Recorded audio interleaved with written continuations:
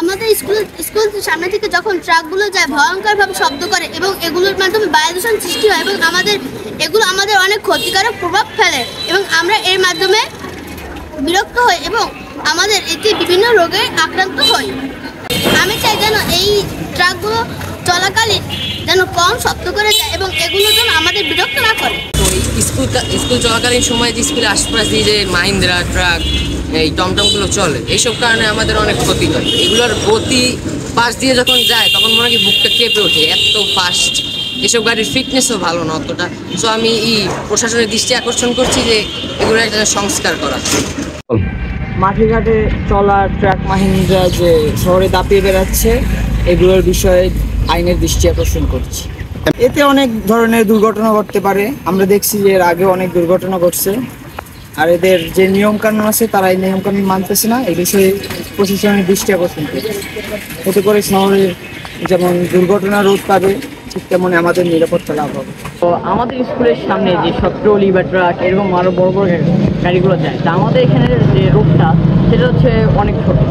এখান থেকে সাধারণত রিক্সা গাড়ি অটো চলার জন্যই আমাদের মানে ভালো, কিন্তু এইসব বড় বড় গাড়ি বাস এগুলো হেঁটে চলে যায়, যার কারণে শব্দ হয়, ধুলাবালি হয়, জ্যাম হয়। এবং অবশ্যই টিফিন টাইমে এখানে সাময়িক দোকান তারা অনেক খাবার দোকান থাকে, তো এখানে এলো অনেক বাচ্চারাই হাঁটাচলা করে, এখানে অনেক দুর্ঘটনা ঘটতে পারে এইসব কারণে। এই পৌরসভার ভিতরে বিভিন্ন ধরনের ট্রাক্টর ট্রলি বিভিন্ন সময় মালামাল সহ প্রবেশ করে। আমরা বিভিন্ন সময় মামলাও দিয়ে থাকি, এদেরকে আটক করে থাকি, কিন্তু এরা দরিদ্র শ্রেণীর দোহাই দিয়ে বিভিন্ন সময় তারা পার পেয়েছে। আসলে এতে বিভিন্ন ধরনের দুর্ঘটনা কবলিত হয়, এতে বিভিন্ন মানুষ অনেক সময় নিচে পড়ে যায়। এদের আসলে কোনো বৈধ কোনো রোড পারমিট নেই। এরা এই ধরনের মালামাল বা পরিবহন সম্পূর্ণ অবৈধ। আমরা সকলকে সচেতনতা করার চেষ্টা করছি যাতে করে তারা শহরের ভিতরে ভারী মালামাল নিয়ে, ইট তারপর লোহা এগুলো নিয়ে প্রবেশ না করে। আমাদের অভিযান অব্যাহত আছে। প্রতিদিনই কোনো না কোনো ট্রাক্টরকে জব্দ করা হয় এবং জরিমানা করা হয়। তাদেরকে বারবার বিভিন্ন মামলায় দেওয়া হওয়া সত্ত্বেও তারা এই কাজ তাদের অব্যাহত চালিয়ে যাচ্ছে। আসলে এটা আইনের সম্পূর্ণ অমান্য।